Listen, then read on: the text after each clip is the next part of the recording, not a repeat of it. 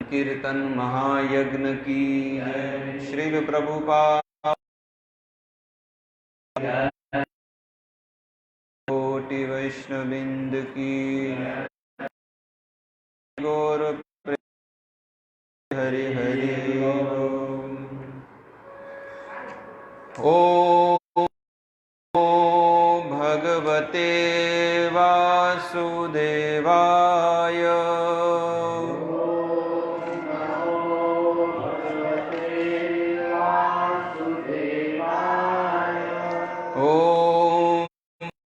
ओम भगवते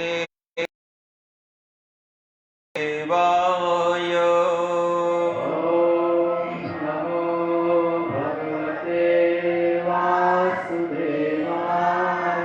ओम नमो भगवते वासुदेवाय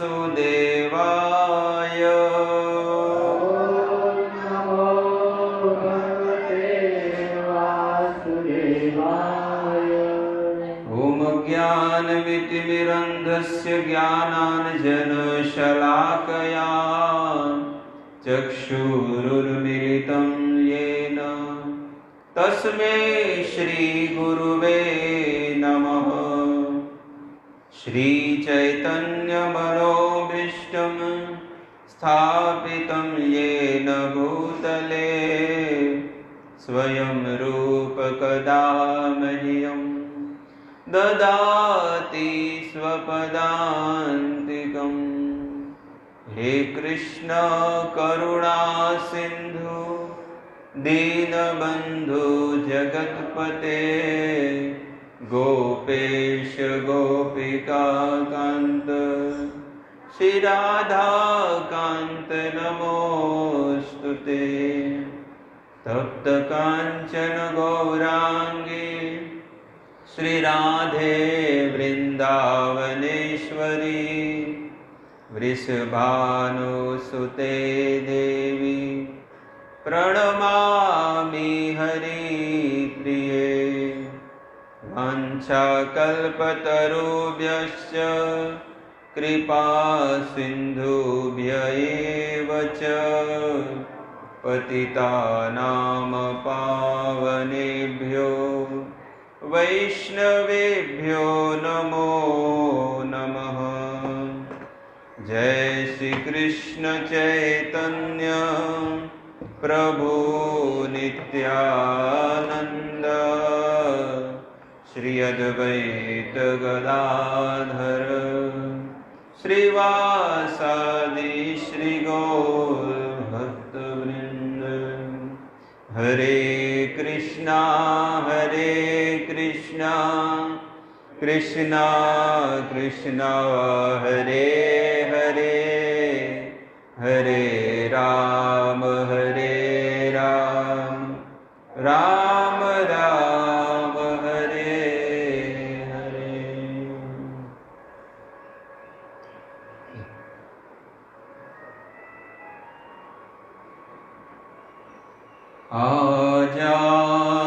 आजानुलंबित भुजो कनकावदातो संकीर्तने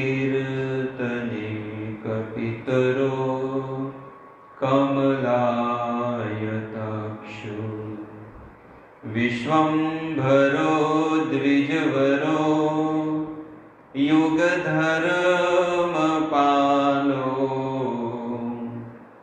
वन्दे प्रियकरो करुणावतारो।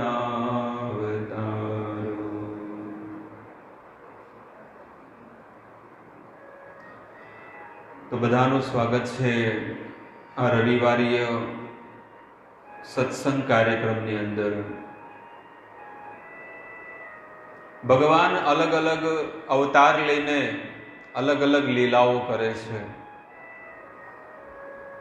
જેમાં સર્વશ્રેષ્ઠ અને મર્યાદા હોય તેવા ભગવાન રામનો અવતાર છે કે એ ભગવાન રામ મર્યાદા પુરુષોત્તમ।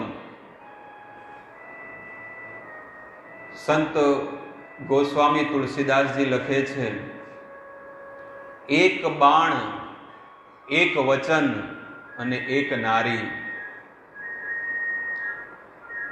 બહુ મર્યાદિત જીવન મર્યાદામાં રહીને ભગવાન રામચંદ્રએ આપણને શીખવાડ્યું છે. આપણને લાગે છે અઘરું, પણ હકીકતમાં જેટલું પવિત્ર જીવન આપણે જીવશું ને એટલી આપણી ઊંચી ગતિ થશે, એટલી સદગતિ થશે. અને આપણી સાથે જે લોકો આ સંસારમાં રહી રહ્યા છે ને, સગા સંબંધી, મિત્રો, અને બધા ભોગોમાં પડેલા છે, ખાવું, ઊંઘવું, ફરવું, સ્ત્રી સંગ કરવો, પુરુષ સંગ કરવો, આ બધા ખોટા કાર્યોમાં લોકો પડ્યા છે શરીરને સુખી કરવા માટે. પણ આ વસ્તુ છે ને માણસને અધોગતિમાં નાખવા વાળી વસ્તુ છે. કોઈ પણ વ્યક્તિ તમે તારે જુઓ, આપણાથી પણ જો આવું ખોટું કામ થતું હોય ને તો આપણને હૃદયમાં બહુ દુઃખ થાય કે આ ખોટું કર્મ છે. એટલા માટે બને એટલી તપસ્યા કરો. તપસ્યા કરવાથી શરીરનો તેજ વધે છે. તપસ્યા કરવાથી આપણી ઇન્દ્રિયો શુદ્ધ બને છે. અને સૌથી શ્રેષ્ઠ જો હોય ને, શ્રેષ્ઠ ઉપાય એ છે કે આપણી ઇન્દ્રિયોને વશમાં રાખવી હોય તો ભગવત પ્રસાદ એને ખાવો જોઈએ. ક્યારે તમારી ઇન્દ્રિયો છે ને ખોટી જગ્યાએ નહીં જાય. જો તમે ભગવાનને અર્પણ કરેલો પ્રસાદ જ ખાતા હશો, આ તો બહાર લારી મળે તો લારીના ભજીયા ખાઈ લે, સમોસા ખાઈ લે, પાણીપુરી ખાઈ લે, રોડ ઉપર જે મળે બધું નહીં. અને એના લીધે જ આપણી ઇન્દ્રિયો છે ને આપણે વશમાં નથી. એટલા માટે બહારની વસ્તુ ક્યારેય ન ખાવી જોઈએ. કેવા માણસો હોય અને કેવી વસ્તુ હોય, એટલા માટે આ વસ્તુને ધ્યાનમાં રાખવી. ક્યારે પણ બહારની વસ્તુ ન ખાવી જોઈએ. રૂપ ગોસ્વામી પણ કહે છે કે વાચો વેગમ, મનસ ક્રોધ વેગમ, જીહવા વેગમ, ઉદરોપસ્થ વેગમ, એતાન વેગાન યો વિષહેત ધીર, સર્વામ અપીમામ પૃથ્વીમ શિષ્યાત. જેને પોતાની જીભને વશમાં કરી દીધી છે, જીભ એટલે કે આ વાણીથી માત્ર પ્રભુનું નામ જ બોલવું, બીજું કાંઈ ન બોલે. તમે કેમ છો ને તમારા છોકરા કેમ છે, કોઈ પણ ગાડીમાં બેઠા હોય તો બધાને કહી દે, પૂછે શું કરે છે, તમારા આદમી શું ધંધો કરે છે, કેટલા કમાય છે, ભાડાની જગ્યા છે, પોતાની છે, કયા એરિયામાં રહે છે, કેટલા વાગે ઊંઘો છો, શું શાક ખાવ છો, બટાકાનું ખાવ છો, વાયુ થઈ જાહે એ મત ખાઓ. બસ આ સંસારની વાતોમાં માણસ દીવાચાર થઈ હયા રાજન કુટુંબ ભરણેન વા. કુટુંબનું પાલન પોષણ કરવા અને સંસારની માયક વિષયો એ અંદર કચરો ભરે છે. તમે જોયું હોય ને કે કચરા પેટી હોય ને, કચરા પેટીમાં બધા મોટી મોટી સિટીમાં છે ને બધું ખાવાનું અંદર પડ્યું હોય, કચરપટ્ટીએ પડી હોય બધી, અને જેવા સવારમાં નાખે એટલે બધા કાગડા શું કરે, ફેદે અંદરથી. ખબર છે ને, જોયું છે? મોટી મોટી સિટીમાં તો તમને ન ખબર, અમે તો રહીને આવ્યા છીએ, એટલે જ્યાં કચરાદાની હોય ને, જ્યાં કચરો નાખે બધા, અને ભીનો ભીનો કચરો હોય, અને પછી કાગડાઓ છે ને એને અંદર કોતરે અને પછી અંદરથી ખાય. એવી રીતે આ સંસારની જે વાતો છે ને એ કાગડો જેમ કચરો ખાય છે ને એના જેવી વાતો છે. એટલે ક્યારે પણ એ સંસારની વાતોમાં જે ભગવાનનો ભક્ત હોય ને એની અંદર એને રુચિ જરાય હોતી નથી. અને રુચિ હોય તો સમજી લો કે આપણેથી ભગવાન બહુ દૂર છે. તો સંસારના માયક વિષયોમાં ક્યારે મન ન લગાડવું જોઈએ. હંમેશા એકાંતમાં રહેવું. એકાંતમાં રહેવું એટલે ભલે બધાની વચ્ચે રહીએ, કામ ધંધો કરો, બિઝનેસ કરો, પણ તમારું મન, તમારી વાણી એ ઠાકુરજીને અર્પણ કરીને જીવન જીવતા શીખો. કે મારે જીવન જીવવું છે તો ભગવાન માટે જીવવું છે. ગેરંટી આપે છે કે જીવનમાં ક્યારેય કોઈ પ્રકારનું કષ્ટ તમને નહીં પડે, અને આગળ કષ્ટ હશે ને તો પણ ભગવાન લઈ લેશે. ભગવાન કહે છે જહાં મમ ભક્ત પદ ધરે વહાં ધરું મેં હાથ, પીછે પીછે મેં ડોરું કભી ન છોડું સાથ. આ સત્ય હકીકત ઘટના છે. ભગવાન જે કહે છે ને કે જહાં મમ ભક્ત પદ ધરે, એટલે કે જ્યાં મારો ભક્ત પગ મૂકે ને તો હું મારો હાથ મૂકી દઉં છું, ભગવાન કે છે. કેમ? કદાચ કોઈ એમ પૂછે કે તમે હાથ કેમ મૂકો છો? એટલે કે કદાચ એને પગમાં કાંટા ન વાગે, પથ્થર ન વાગે, કારણ કે એને તો મને જીવન અર્પણ કરી દીધું છે. પીછે પીછે મેં દોરું, અને 24 કલાક એની પાછળ પાછળ. જેમ આપણો નાનો બાળક હોય અને સોસાયટીમાં રમવા જાય તો આપણે કેમ પાછળ પાછળ જઈએ છીએ? સાયકલ ચલાવતો હોય તો કેમ આપણે ચિંતા નથી હોતી? એવી રીતે ભગવાન કહે છે કે જે એમ કહી દે કે તમે મારા પિતા છો અને હું તમારો પુત્ર છું, પ્રભુ તમે મારી રક્ષા કરજો, બસ આટલું કહી દે ને તો ભગવાન કહે છે હું ડગલે ને પગલે એ ભક્તની રક્ષા કરું છું. જ્યાં આગળ એને દુઃખ પડવાનું છે, કષ્ટ છે, હાનિ છે, એ જગ્યાએ એનેથી છે ને એને ડાયવર્ટ કરી દઉં છું, અને જ્યાં સારો માર્ગ હોય ને એ જગ્યાએ હું એને મોકલી દઉં છું. ઘણી વખત આપણે આપણા જીવનમાં વિચાર કરીએ છીએ, અરે આટલી આટલી મહેનત કરું છું તો કેમ હરખું નથી, હમું નથી પડતું?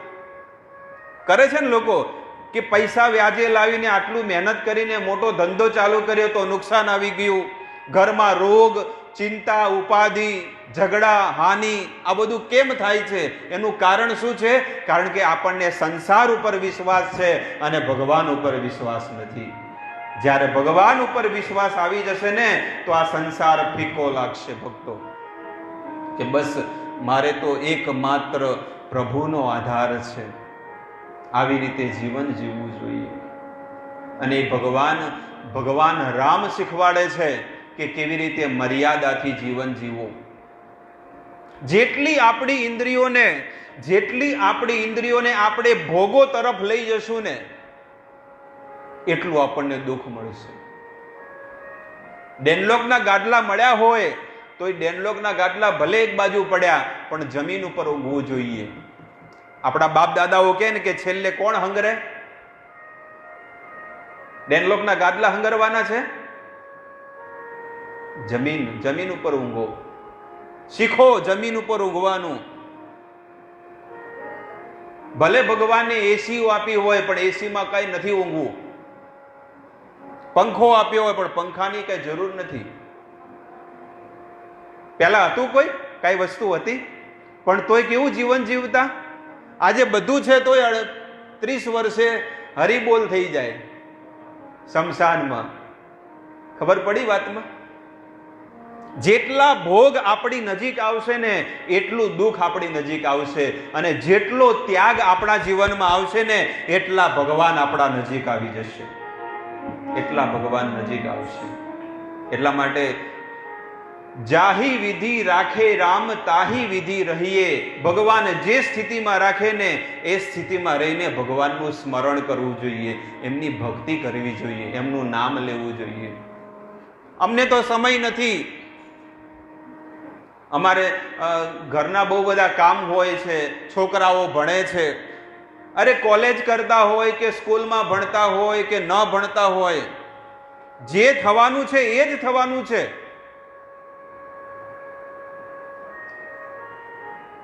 ઉલટાનું હું તમને એવા બધા ઉદાહરણો આપું છું કે જે લોકો મંદિરમાં જાય છે ને એને મંદિરમાં જાય તોય ભગવાન કહે છે કે એને હું છે ને 1 નંબરનો ટોપ ક્લાસનો સ્ટુડન્ટ બનાવું છું, કારણ કે સર્વ સારનો સાર એ પ્રભુની શરણમાં આવ્યો છે. તો ભગવાન રામ મર્યાદિત જીવન જીવ્યું અને સંસારના જીવોને કહે છે કે કઈ રીતે પોતાના માતા પિતાની સેવા કરવી જોઈએ, કઈ રીતે પોતાના ભાઈની સાથે જીવન જીવવું જોઈએ. ઘણું અઘરું છે પણ એ જીવન જીવવું દરેક વ્યક્તિનું કર્તવ્ય બને છે. કે પત્નીની સાથે કંઈક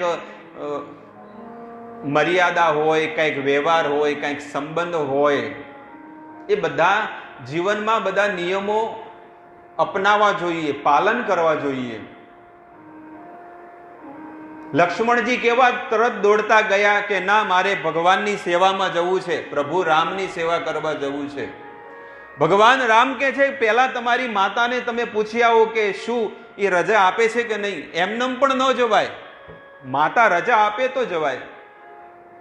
અને લક્ષ્મણજી જ્યારે એમની માતા સુમિત્રા પાસે જાય છે તો રસ્તામાં એમ વિચાર આવે છે કે કદાચ માતા ના પાડશે તો, પણ વિશ્વાસ હતો પૂર્ણ કે નિશ્ચિત મારી માતા કહેશે, હા પાડશે.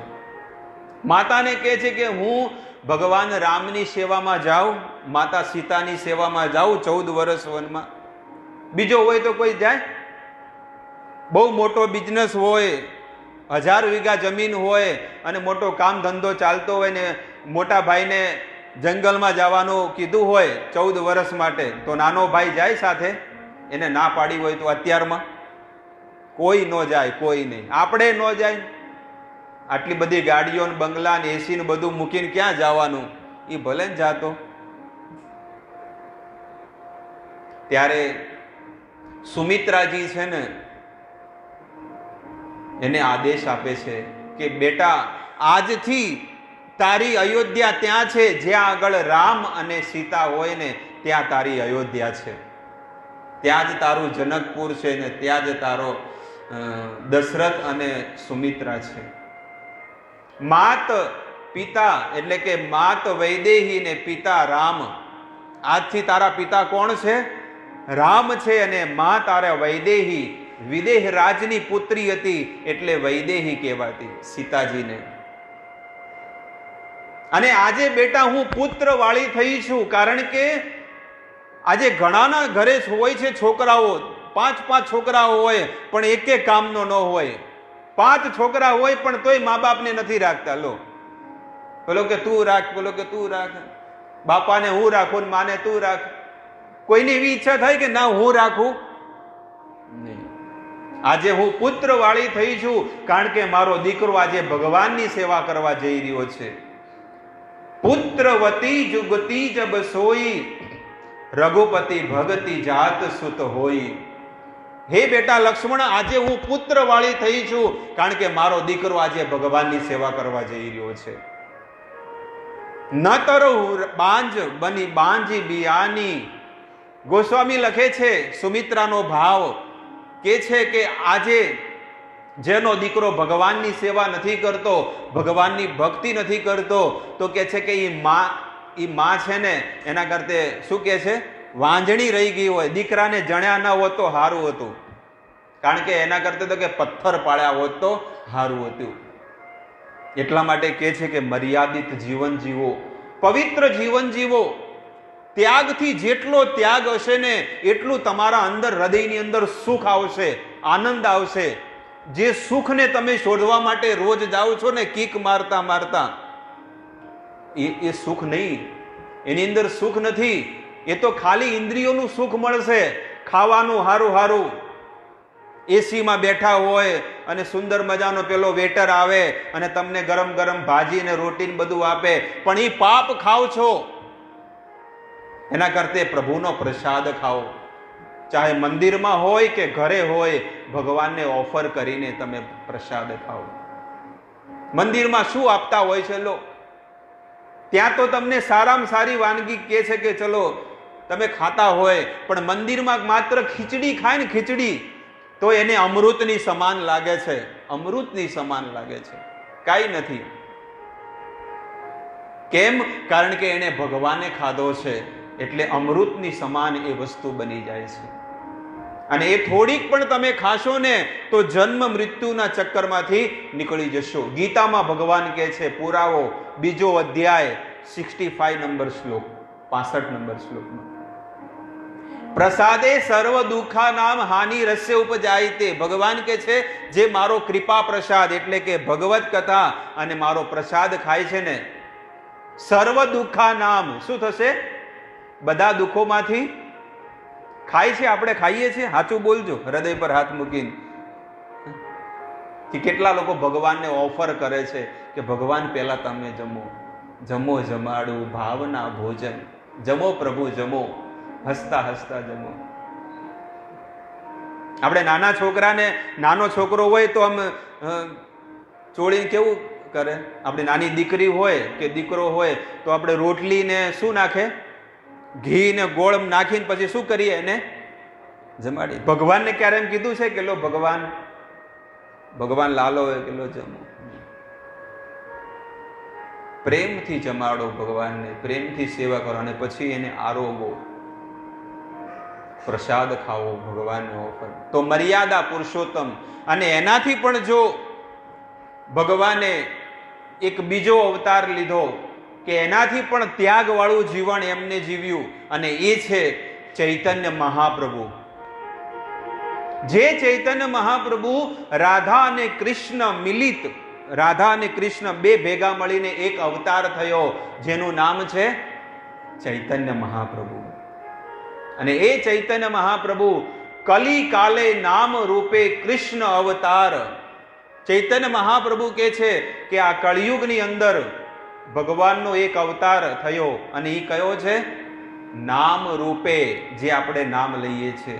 હરે કૃષ્ણ કૃષ્ણ કૃષ્ણ હરે હરે, હરે રામ રામ રામ હરે હરે. કલી કાલે નામ રૂપે કૃષ્ણ અવતાર, કૃષ્ણ હૈતે હૈ સર્વ જગત નિસ્તાર. આ કળિયુગની અંદર નામ રૂપે ભગવાનનો અવતાર થયો છે, અને એની કોઈ પણ જીવાત્મા એની જીહવા પર જ્યારે પ્રભુનું નામ લે છે કૃષ્ણ, તો કરોડો કરોડો અશ્વમેઘ યજ્ઞનું ફળ એને પ્રાપ્ત થઈ રહ્યો છે. મોટા મોટા યજ્ઞ કરી રહ્યો છે. જ્યારે એની જીભના આગળનો જે ભાગ છે ને, એ ટેરવા ઉપર ભગવાનનું નામ લે કૃષ્ણ, બસ મોટા મોટા યજ્ઞનું ફળ એ જીવને મળી જાય છે. કલે દોષ નિધે રાજન અસ્તિ હિ એક મહાન ગુણ. રાજા પરીક્ષિત આખી પૃથ્વીના રાજા હતા, અને આ કળિયુગને કેમ સ્થાન આપી દીધું? આપણે ડાયરેક્ટ સતયુગમાં જન્મ થવાનો હતો, ડાયરેક્ટ. પણ પરીક્ષિત મહારાજે દ્વાપરથી કળિયુગમાં કેમ જન્મ આપણને મળ્યો?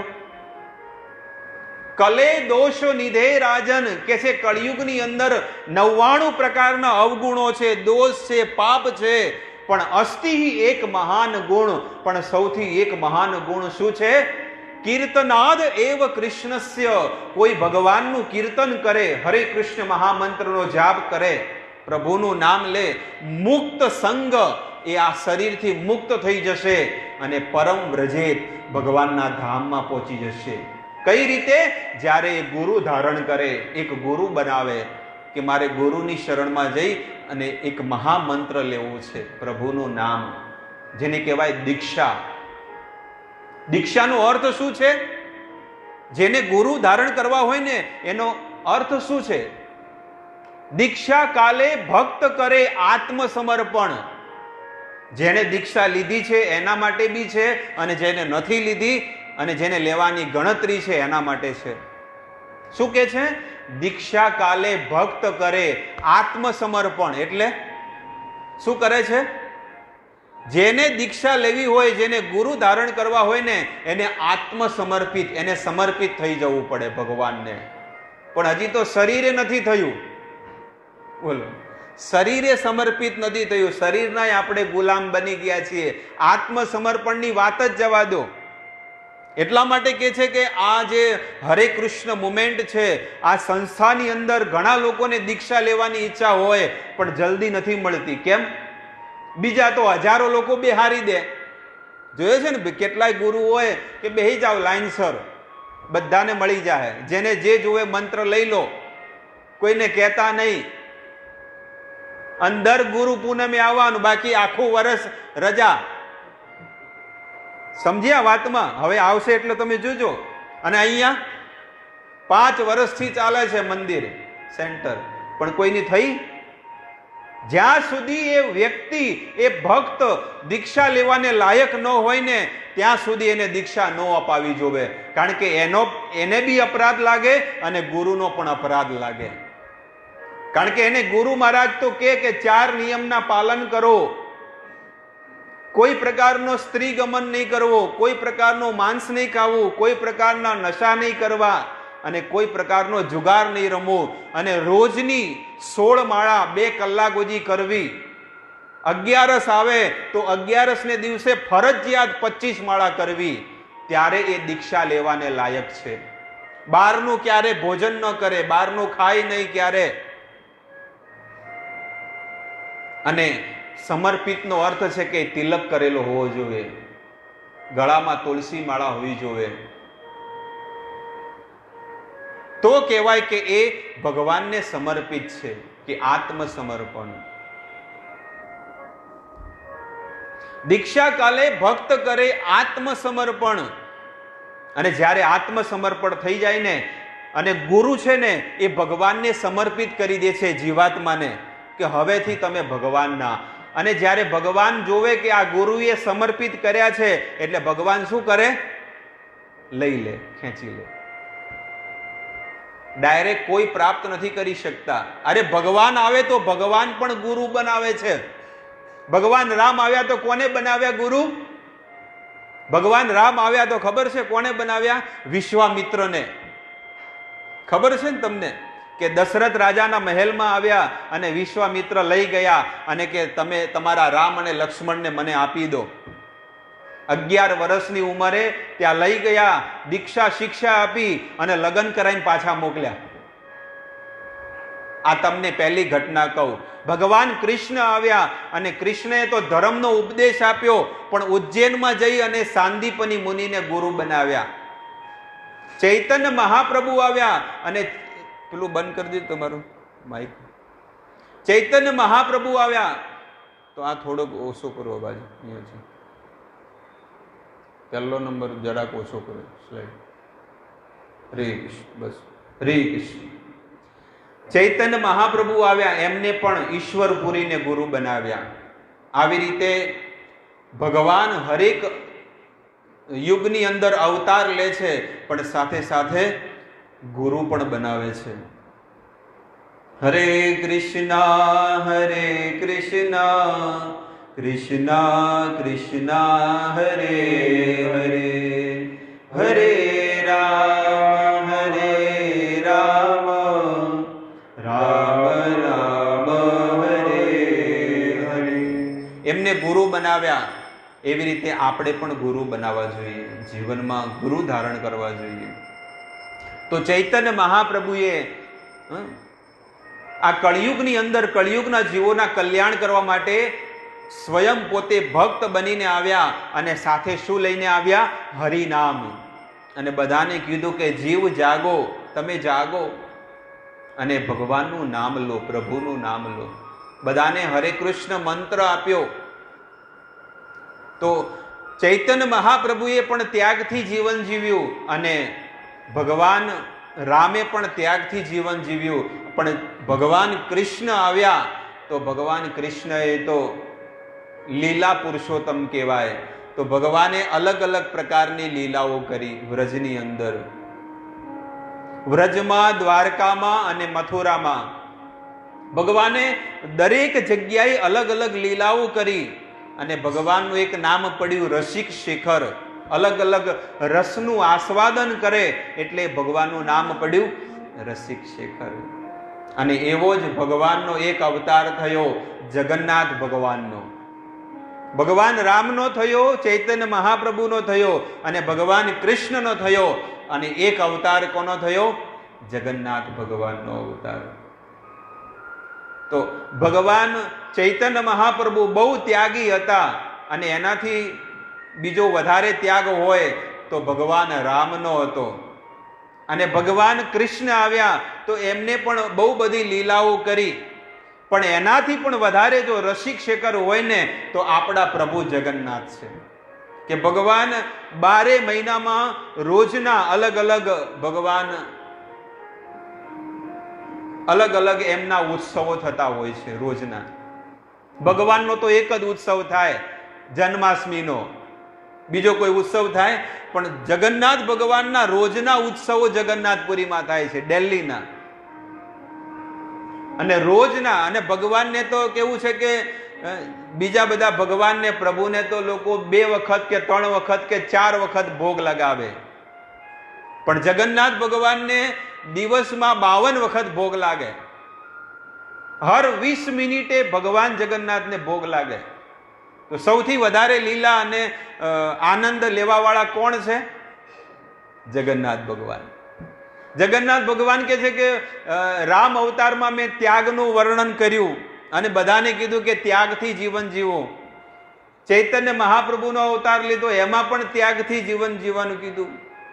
અને કૃષ્ણ અવતારમાં તો કીધું કે મેં જે ઉપદેશ આપ્યા છે એ પોતાના જીવનમાં ઉતારો. પણ ભગવાન જગન્નાથે જોયું કે આ બધા લોકો શું કરવાના છે, એટલે ભગવાને કીધું કે મારો એક બીજો અવતાર થશે જગન્નાથ ભગવાનનો. અને એ શું થશે? બસ મને ભોગ લગાવો અને એ ખાવામાં તો આગળ છે જ કે ભોગ લગાવો ને ખાઓ, ભોગ લગાવો ને ખાઓ. જગન્નાથપુરીમાં 11 ને દિવસે પણ લોકો અનાજ ખાય છે અને ત્યાં કોઈ 11 ન કરે તો પાપ લાગતું. ભગવાન કે 11 ને દિવસે પણ જો કોઈ ખાશે ને તો એને ક્ષમા યાચના. પુરીમાં હો, જગન્નાથપુરી ઓરિસ્સામાં 11 કોઈ ના કરે ને તો એને પાપ લાગતું, પણ અહીંયા પાલનપુરમાં ના કરે તો સમજી ગયા. એટલે એ જગન્નાથ ભગવાનની રોજની અલગ અલગ લીલાઓ થતી હોય અને રોજનો ભગવાન અલગ અલગ વસ્તુઓ ખાતા હોય. અને એમાં સર્વશ્રેષ્ઠ જો ભગવાન જગન્નાથને ખુશ કરવા હોય ને તો માલપુઆ ભગવાનને બહુ પ્રિય છે.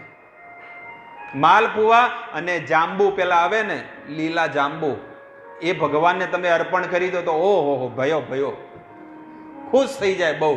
અને અત્યારે તો એની સિઝન છે જ.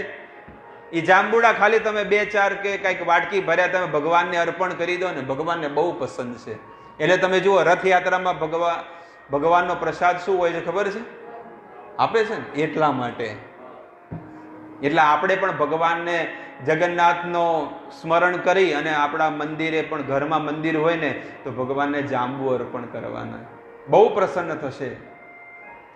તો ભગવાનને અલગ અલગ પ્રકારની મીઠાઈઓ, પકવાનો, મિષ્ઠાણ, અલગ અલગ પ્રકારની બધી વસ્તુઓ અલગ અલગ મંગળાથી. એમના જે એક ભક્ત થઈ ગયા અને એ ભક્તએ છે ને ભગવાનને પ્રાર્થના કરી કે ભગવાન જગન્નાથપુરીમાં તમારો હાથ છે ને ક્યારે હુકાવો જોવે નહીં, હંમેશા લીલો જ હોવો જોઈએ, ભીનો જ હોવો જોઈએ. એટલે 20 મિનિટ થાય અને જમી રહે તો ફરીથી બીજું કંઈક ભોગ બનાવીને આવે. અને જે પાત્રમાં એક વખત જમવાનું બને, ભોજન બને, બીજી વાર એમાં બને. એક વખત ભાત બને તો બીજી વખત એની અંદર ભાત ન બને, પછી ફોડી નાખે એને. રોજના કેટલા બધા ભોગ બનતા હોય ભગવાનને. અને ત્યાં આગળ એક આશ્ચર્યજનક વસ્તુ એ છે કે 7 માટલા હોય અને 7 માટલામાં છે ને ભાત બનતા હોય.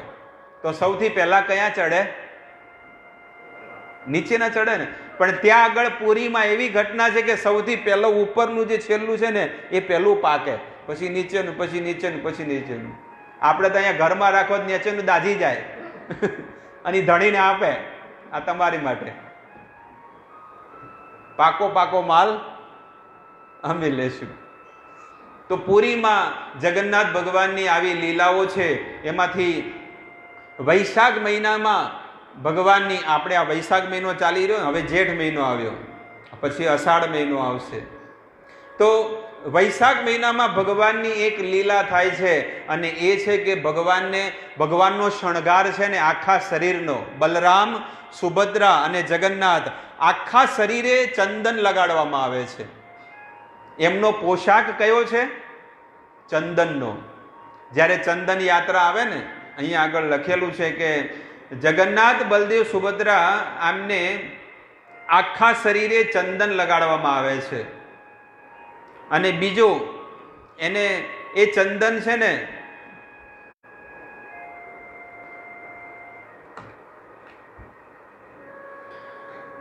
અને 20 દિવસ સુધી અલગ અલગ નવા એમને શણગાર કરવામાં આવે. જે દિવસે ચંદન યાત્રા હોય ને એ દિવસે એને એક ચંદનનો લેપ આખા શરીરે લગાડે અને એના પછી 20 દિવસ સુધી રોજનો અલગ અલગ નવા વસ્ત્રોનો શણગાર કરવામાં આવે ભગવાનને. અને એને પણ એના દાતાઓ હોય ત્યાં આગળ કે આજે આ ભગવાનના પોશાકના દાતા અમે, અમારા તરફથી આ વસ્ત્ર ભગવાનને અર્પણ થશે. અને જેઠ મહિનામાં ભગવાનને સ્નાન યાત્રા આપણે હમણાં કરી હતી ને, સ્નાન યાત્રા.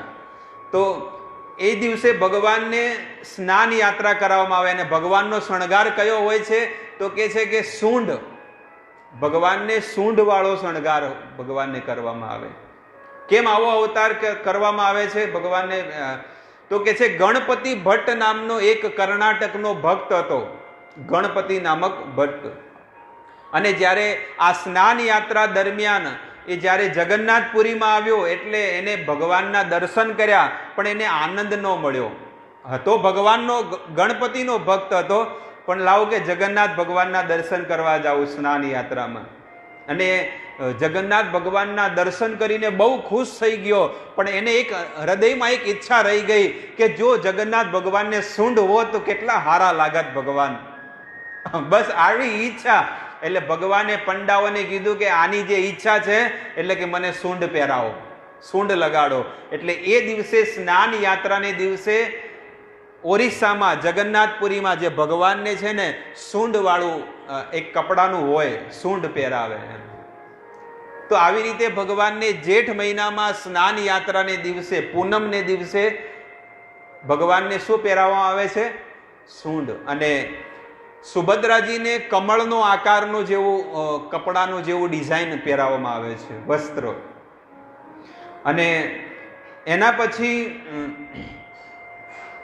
અષાઢ મહિનામાં જ્યારે બહુડા એકાદશી આવે છે, બહુદા એકાદશી, તો એ દિવસે ભગવાનને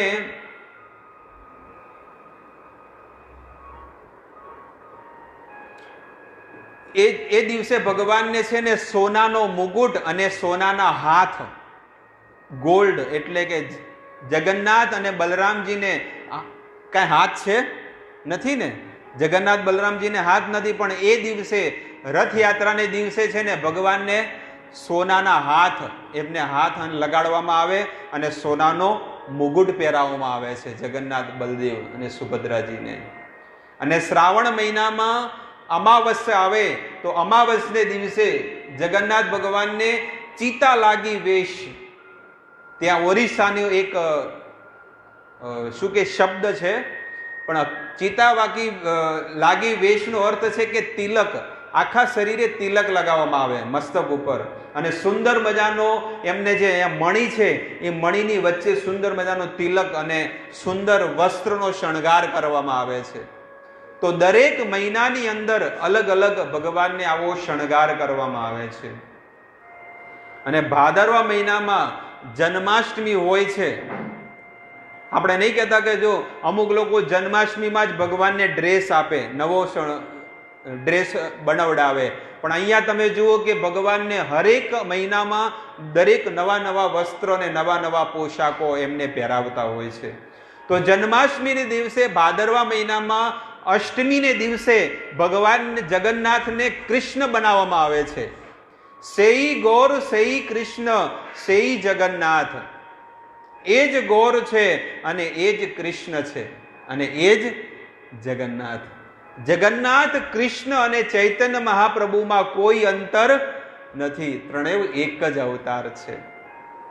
તો આઠમને દિવસે ભગવાનને કૃષ્ણનો એટલે કે સુંદર બંસરી જેવું હોય ને એવો ભગવાનને ત્યાં આગળ પુરીમાં શણગાર કરવામાં આવે છે. અને આગળ કે છે કે વન ભોજન વેશ, નવમીને દિવસે ભગવાનનો એવો શણગાર કરવામાં આવે કે જાણે ભગવાન વનમાં જતા હોય ને અને વનમાં બધા ગોવાળીઓની સાથે ભોજન કરતા હોય ને એવો એમનો શણગાર કરવામાં આવે છે. દશમને દિવસે કાલિયા નાગને જ્યારે વધ કર્યો હતો ને ભગવાનનો જે વેશ હતો ને, આવેશ, એ પ્રકારે ભગવાનનો ત્યાં આગળ શણગાર કરવામાં આવે છે. અને પ્રલંબાસુર, 11ને દિવસે પ્રલંબાસુરનો જ્યારે વધ કર્યો હતો અને ભગવાનનો જે વેશ હતો ને એ વેશમાં પુરીમાં જગન્નાથ ભગવાનને અને બલરામજીનો એમનો શણગાર કરવામાં આવે છે. અને દ્વાદશીને દિવસે વામન ભગવાન જે છત્રી લઈને ભગવાન પ્રગટ થયા હતા ને, વિષ્ણુ વામન બની આવ્યા, હણવા બલીનું અભિમાન મારા વાલા. એ ભગવાન જે વામનનો અવતાર લઈને આવ્યા હતા, છત્રી, શિર તે છત્ર ધર્યું, એવી રીતે અહીંયા જગન્નાથ ભગવાનને પણ શું કરે છે? છત્ર ધારણ કરાવે અને એ પણ ભગવાન વામન ભગવાન જેવા બની જાય છે. તો આવી રીતે આ ભાદરવા મહિનામાં અને આસો મહિનામાં પણ ભગવાનનો એક અવતાર, જેવી રીતે ભગવાન જગન્નાથ રામના આવેશમાં આવી જાય એટલે ભગવાન કહે છે કે મને ધનુષ આપો. જગન્નાથ ભગવાન શું કહે? મને ધનુષ આપો અને હું રાવણનો વધ કરીશ. તો અહીંયા આસો મહિનામાં વિજયાદશમી એટલે કે દશેરાને દિવસે પુરીમાં, ઓરિસ્સામાં જગન્નાથ ભગવાનને રામનો અવતાર એટલે કે રામ જેવા બનાવવામાં આવે. એવો જ મુકુટ, એવો જ બાણ, ધનુષ અને પાછળ તર્કસ લગાડેલા હોય અને જગન્નાથ ભગવાન કોણ બની જાય છે? રામ. ઓલા તો કૃષ્ણ એક જ છે, ઓલા રામ એક જ છે, પણ આ જગન્નાથ ભગવાન 24 અવતારના રસાસ્વાદન કરતા હોય અલગ અલગ. દરેક અવતારનું રસાસ્વાદન કરે છે. અને જ્યારે કાર્તિક મહિનો આવે એટલે ભગવાનને દામોદર ભગવાન બનાવે. ત્યાં જો ઉખલમાં બાંધ્યા છે ને, તો ભગવાન જગન્નાથને પણ છે ને ઉખલમાં બાંધી દેવામાં આવે છે. એવી લીલાઓ ત્યાં પુરીમાં, ઓરિસ્સામાં થતી હોય છે. આવી રીતે ભગવાનની અલગ અલગ લીલાઓ થાય છે. અને પોષ મહિનામાં એમને રાજાનો વેશ, જ્યારે પોષ મહિનો આવે ને એટલે એમને રાજાનો વેશ ધારણ કરવામાં આવે છે. જેમ રાજાઓ જેમ જીવન જીવતા હોય ને એવું જીવન ત્યાં એમને જગન્નાથ ભગવાનને એવા વસ્ત્ર પહેરાવવામાં આવે છે. અને જ્યારે મા મહિનો આવે ને તે મા મહિનામાં એમને વસંત પંચમીને દિવસે સુંદર મજાના આખા શરીરે પદ્મની સમાન એમના વસ્ત્ર હોય છે, ડિઝાઇન, અને એમને પીળા વસ્ત્ર પહેરાવવામાં આવે છે. જગન્નાથ ભગવાનને પીળા અને બલરામજીને નીલ એટલે કે લીલા વસ્ત્ર પહેરાવવામાં આવે છે. આવી રીતે ભગવાનની મા મહિનામાં આવી લીલા થાય છે. અને ફાગણ મહિનામાં જ્યારે ફાગણ મહિનો આવે અને હોળીને દિવસે ચૈતન્ય મહાપ્રભુનો જે અવતાર થયો એવા જ ભગવાનને એવા શણગાર કરવામાં આવે છે. તો 12 મહિનામાં, ચૈત્ર મહિનામાં ભગવાન રામનો પ્રાગટ્ય થાય, રામનવમી, તો ભગવાન રામના જેવો અવતાર થયો એવી રીતે જ એવા જ ભગવાન રામને પોશાક પહેરાવવામાં આવે. તો 12 મહિનામાં ભગવાનના જેટલા પણ અવતારો થાય તો જગન્નાથ ભગવાનને એવી ઈચ્છા હોય કે હું રામ બનું, હું કૃષ્ણ બનું, હું ચૈતન્ય મહાપ્રભુ બનું, હું વામન બનું. તો ભગવાન જગન્નાથ ભગવાન આવ્યા તો એમની અંદર બધા પ્રકારની બધી વસ્તુઓ, બધી કળાઓ નિપુણ છે. અને કેટલી કૃપામય અવતાર કેટલો છે કે માત્ર ખાલી ભોજન કરો, પ્રસાદ ખાઓ એ પણ ભક્તિ છે. શાસ્ત્ર કહે છે કે માત્ર કોઈ ખાલી માળા ન કરે, કથા ન સાંભળે, મંદિરે ન જાય, ખાલી 24 કલાક પ્રસાદ ખાય ને તોય તરી જાય જગન્નાથ ભગવાન. બોલો, પણ એટલું કોઈ કરે છે? 100% 100% કોઈ ખાતું હોય તો બોલો કે જે ખાઉં છું બસ ભગવાનને ધરાયેલું જ ખાઉં છું. કોકના ઘરે ગયા હોય તો દૂધ બનાવીને આપે, દૂધ ડાયરેક્ટ. કોઈક ભજીયા બનાવીને આપે, લાવો ને, કોઈ ધરાબર નથી. અંદર ભગવાન જ બેઠા છે. અમારે અંદર કોણ છે? ભગવાન જ બેઠા છે, એટલે અંદર લઈ લે છે. એવું આવા લોકો બાના કાઢતા હોય.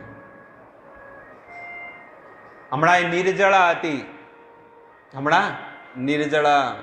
તો સવારથી સાંજ પડી ગઈ તો એક ભક્તના ઘરે ગયા હશે ને તો માળા કરી, અને સાંજ પડી એટલે મંદિરના બધા ભક્તો હતા એટલે બધા લોકો તો કોઈએ તો પાણી કે કાંઈ વસ્તુ પીધું નહીં. એટલે પેલો કે પાણી આપું કે ના, એ કે જ્યુસ બનાવીને આપું કે હા આપો. એટલે પેલા બીજો બ્રહ્મચારી બોલ્યો કે ભાઈ તારે તો નિર્જળા છે, કે નિર્જળા છે ને નિર્જુષા થોડી છે, જ્યુસ તો નિર્જુષા થોડું છે, નિર્જળા છે ને જળ નહીં પીવું, જ્યુસ પી લઈશ. એટલે કે લોકો શું કરે, ભગવાનને પણ અને આ 11 ને પણ શું કરે,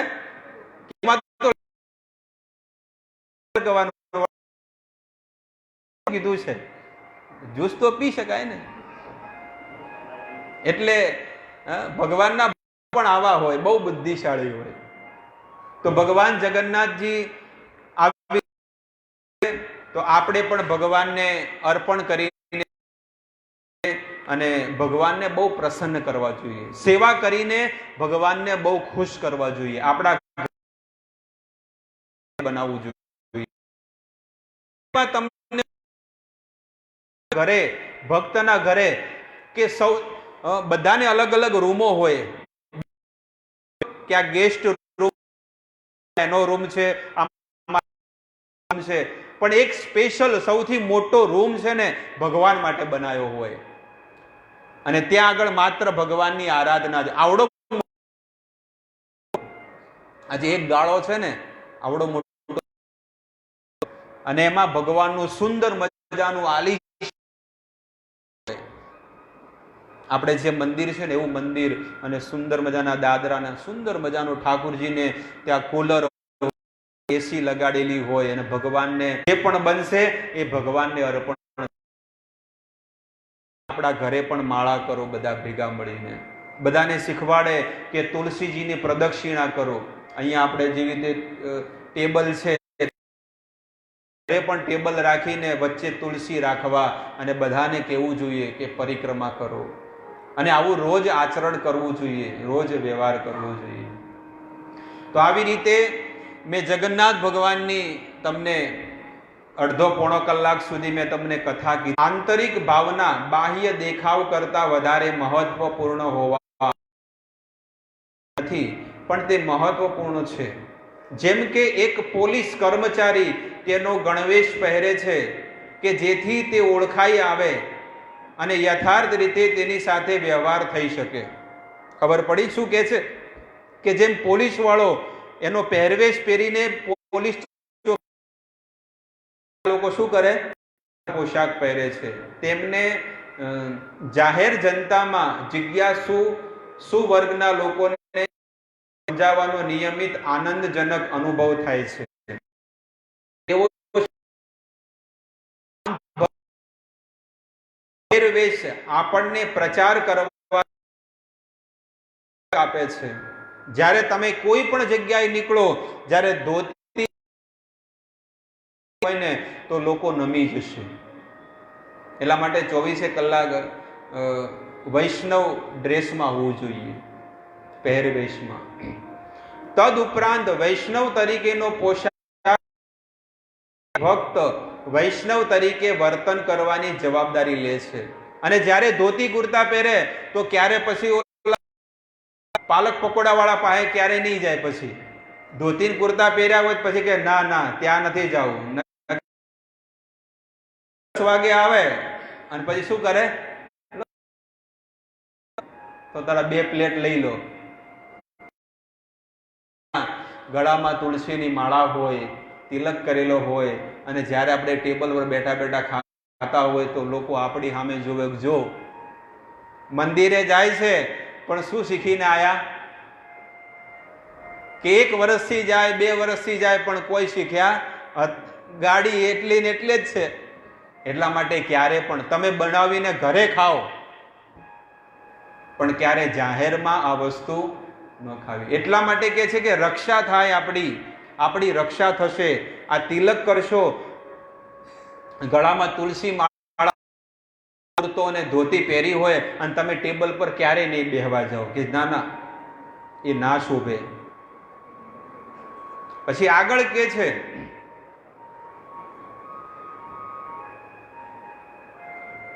તેથી ભક્ત તરીકેનો પોશાક ભક્તને પ્રસન્નીય રીતે કામ કરવામાં મદદ કરે છે. જો આપણે વૈષ્ણવો જેવા દેખાઈએ તો સ્વાભાવિક રીતે જ આપણને વૈષ્ણવ જેવી વધારે લાગણી થાય. એટલા માટે તમે જુઓ, કોઈ ભક્ત હોય એ સફેદ ધોતી ને કુર્તા શા માટે પહેરે? કારણ કે સફેદ વસ્ત્ર છે ને એ સત્વગુણનું સૂચક છે. સફેદ કપડાં તમે પહેરો ને, બીજા લાલ, પીળા, નીલા તમે જેવા અલગ અલગ કલરિંગ કપડાં પહેરો ને તો એમાં એ ગુણોનો પ્રભાવ પડે છે. પણ સફેદ વસ્ત્ર ત્યારે તમે પહેરો ને તો તમારી અંદર સત્વગુણ વધે છે. સત્વગુણ એટલે સારા ગુણ તમારી અંદર આવશે. બીજી બાજુએ પાશ્ચાત્ય પહેરવેશ આપોઆપ જ આપણને જુદી જ વિશિષ્ટ મનોદશામાં મૂકે છે. તમે કોઈ પણ જગ્યાએ તમે જુઓ કે કોઈ ધોતી ને કુર્તા પહેર્યા હોય કે સફેદ જબ્બો અને લેઘો પહેર્યો હોય અને એ 100 માણસોની વચ્ચે જતો હોય તો ઓલો ભક્ત છે ને કેવો લાગે? બધાથી ડિફરન્ટ, બધાથી અલગ લાગે. ભગવાનનો ભક્ત હોય. પાશ્ચાત્ય પહેરવેશ, કામ વાસના અને લોભ આધારિત જીવનશૈલી સહિત પાશ્ચાત્ય ધોરણો સાથે સંલગ્ન હોય છે. એટલે પાશ્ચાત્ય જગત એટલે કે 12 દેશના લોકો પેન્ટ શર્ટ પહેરે, પણ એ આપણા શરીરમાં કામ ઉત્પન્ન કરવા વાળી વસ્તુ છે. એટલા માટે તમે જો આપણા બાપ દાદાઓ આજે પણ તમે જુઓ ઘરડા લોકો છે, એ કોઈ પેન્ટ શર્ટ પહેરે છે? ધોળી પાઘડી, ધોળો કુર્તો જબ્બો અને ધોતી પહેરતા હોય. પહેરવાની સ્ટાઇલ અલગ અલગ હોય, પણ આપણા બાપ દાદાઓ આ જ વસ્તુ પહેરતા. અને જેવી પાઘડી એવો માણસ ઓળખાઈ જતો કે આ કોણ છે, પટેલ છે કે બ્રાહ્મણ છે કે કુંભાર છે કે ઠાકોર છે, તરત ઓળખાઈ જતો ને. અને અત્યારે તો શેર ભેળ, આ પાલક પકોડા વાળાને ત્યાં ટેબલ પર બેઠા હોય કોઈ ખબર ના પડે કે કોણ ઠાકોર છે, કોણ કુંભાર છે, કોણ ચૌધરી છે, ખબર પડે કોઈ? પણ અહીંયા કે છે કે પહેલા એવો પહેરવેશ હતો, એ ગામમાં નીકળતા તો ખબર પડી જતા પાઘડી વાળા.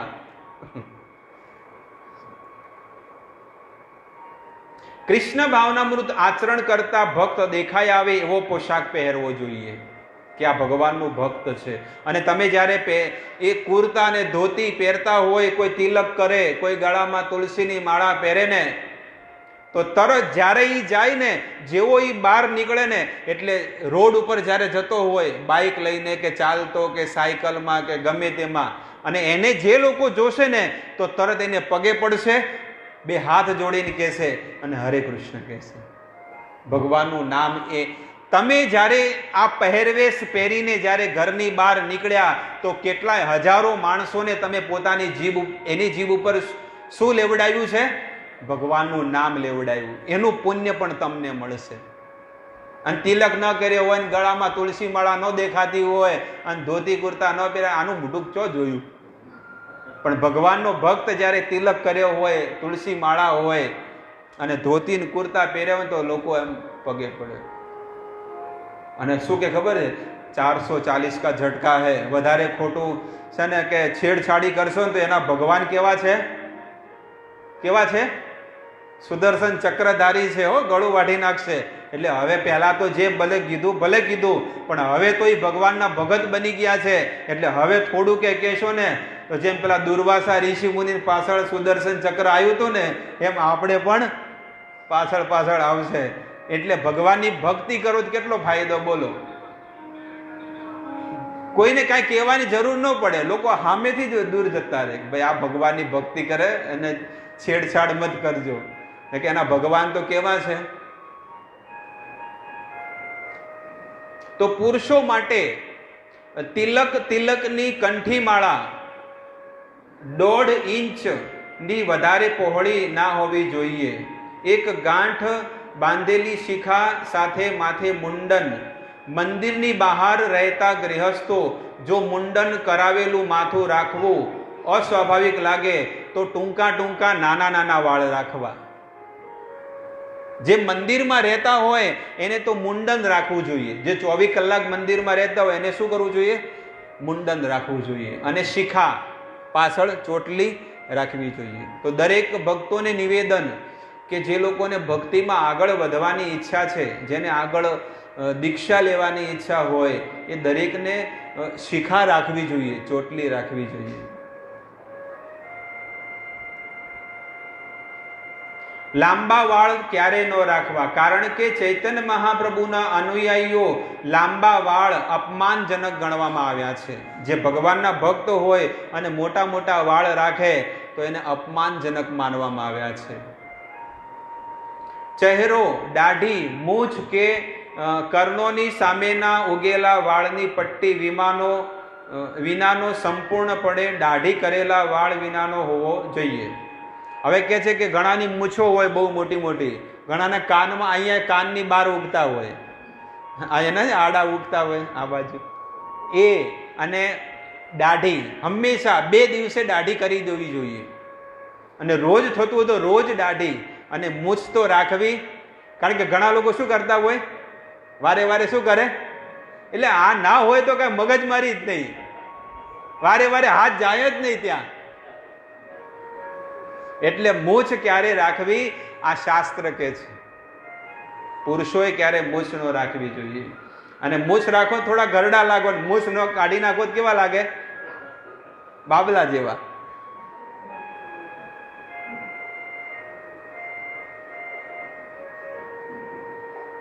સંન્યાસીઓ સિવાયના બીજાઓએ કચડો કરેલી ધોતી પહેરવી જોઈએ. કચડો એટલે કે વાળેલી, આપણે જેમ પાટલી પાડો ને એને કચડો કહે, તો પાટલી પાડેલી ધોતી પહેરવી જોઈએ. સંન્યાસીઓ તો લુંગી ટાઈપના પહેરે વસ્ત્ર.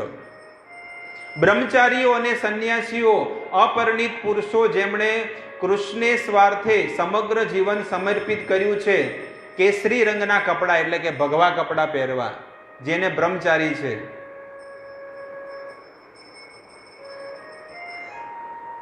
કેસરી રંગ કેમ પહેરવામાં આવે છે? તો કે છે કેસરી રંગ ત્યાગનો સૂચક છે. અને એવું નહીં કે આખું જીવન ધોળામાં જ રહેવાનું નહીં. જ્યારે 50 પૂરા થાય એટલે એ જે લાલ કેસરી પહેરવાની તૈયારીમાં હોવું જ જોઈએ કે ના, હવે મારે સંન્યાસ લેવો જોઈએ 50 વર્ષ પૂરા થાય ત્યારે.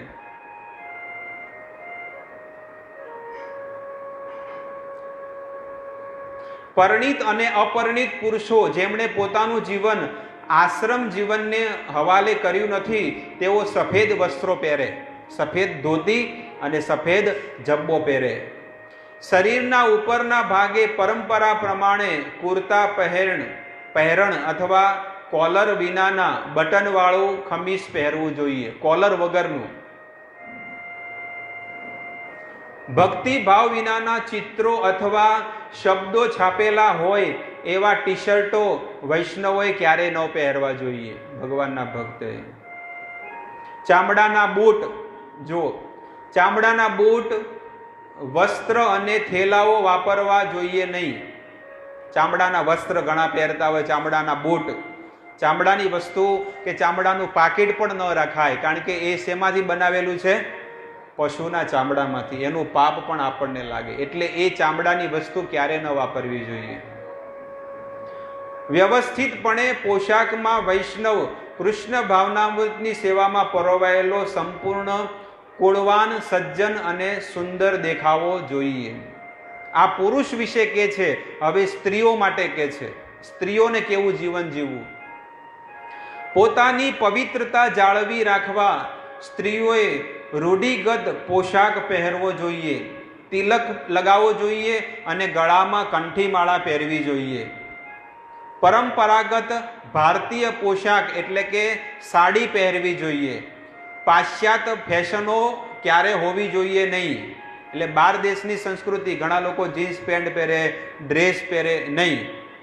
અને વાળ વચ્ચે પાથી પાડવી જોઈએ, અહીંયા વચ્ચે પાથી પાડવી જોઈએ, 2 ભાગ અલગ. અને લાંબો ચોટલો ગૂંથવો જોઈએ, પાછળ લાંબો ચોટલો અથવા અંબોડો. પોતાના પતિ અને પુત્રો સિવાયના પુરુષોની હાજરીમાં શરીરનો બાકીનો ભાગ સારી રીતે ઢંકાયેલો હોવો જોઈએ. આ એક સ્ત્રીનું ચરિત્ર. અને શાસ્ત્ર કહે છે કે સ્ત્રી વર્ગ હોય કે પુરુષ વર્ગ હોય, સવારમાં એને સ્નાન કરવું જોઈએ અને સાંજે જ્યારે કામેથી આવે 7 વાગે 8 વાગે તો પણ એને સ્નાન કરવું જોઈએ. 2 ટાઈમ સ્નાન કરવું જોઈએ. એનાથી શું થશે? આપણે થાક લાગ્યો હોય ને એ થાક બધો ઉતરી જઈએ. માત્ર ઠંડી સિવાય, ઠંડીની સિઝન હોય ને, ઠંડી સિવાય 12 મહિના ઠંડા જળથી, એટલે કે જે ટાંકામાં જે પાણી હોય ને એ જળથી સ્નાન કરવું જોઈએ. અને ગરમ જળથી, ઘણા લોકો તો 12 મહિના ગરમ પાણીથી જ નાતા હોય. એક તો આ તપેલું હોય જ, એક તો આ શું હોય? એક તપેલું હોય ને એક ચૂડા પર તપેલું હોય. ગરમ પાણી નાખે. મગજ તો ગરમ હોય ને ઉપરથી ગરમ વધારે કરે. પણ જ્યારે ગરમ મગજ હોય કોઈનું તો એને કે ટાઢા પાણીથી નાહી લે. જેને ઘરમાં પતિ હોય, પુત્ર હોય, બાપા હોય, ગમે તે હોય, જે ગરમ મગજ વારે કરતા હોય ને કે ટાઢા ફુવારામાં શું કરો? નાહી લો, એટલે થોડું મગજ થોડું ઢાઢું થાય. અને થોડું કહેવાનું કે થોડા ભગવાનના કીર્તન કરો, એકદમ શાંત પાણીના રેલાની જેમ. એટલે પવિત્ર જીવન જીવો. આ એટલા માટે મેં આ જાહેરમાં તમને આ બધી વાત કરી કે ભક્ત એક પુરુષે કેવી રીતે જીવન જીવવું અને એક સ્ત્રી. આંતરિક અને બાહરિક પવિત્રતા દરેકે જાળવવી જોઈએ અને આવું પવિત્ર જીવન જીવવું જોઈએ. હવે આપણે બધા એક એક માળાનો જાપ કરશું અને જાપ કરીને ભગવાનની આરતીનો લાભ લેશું. અને આરતી પછી બધાની માટે મહાપ્રસાદ છે. પ્રસાદ લઈને આપણે મંદિરને માર્જન કરવાનું છે, કારણ કે અષાઢી બીજ આવે છે. જગન્નાથ ભગવાનની બધું ફર્નિચર ને આ બધું મંદિરને આજે ધોવાનું છે, કારણ કે હવે પછી અષાઢી બીજ આવશે. તો જેટલી ચોખ્ખાઈ પવિત્રતા આપણા મંદિરમાં હશે એવા ઠાકુરજી આપણી પર એટલી કૃપા કરશે. તો આજે આ બધું મંદિરને આપણે સ્વચ્છ માર્જન કરવાનું છે. હવે આપણે બધા માળા કરશું. બધા લોકો માળા કરે, એક એક માળા.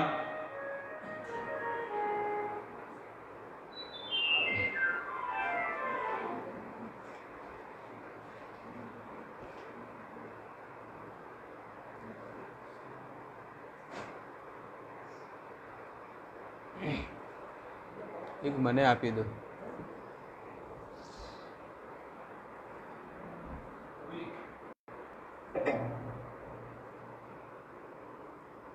બોધવાનું બધાને કહી દો.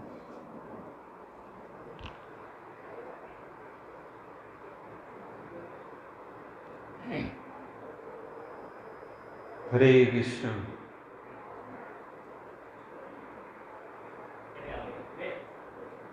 મોઢે બોધ નો મોઢે.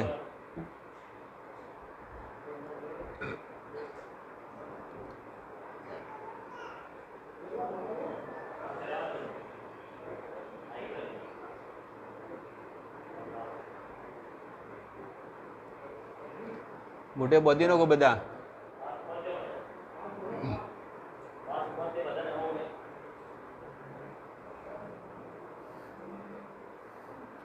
છૂટા છૂટા બેવ બધા.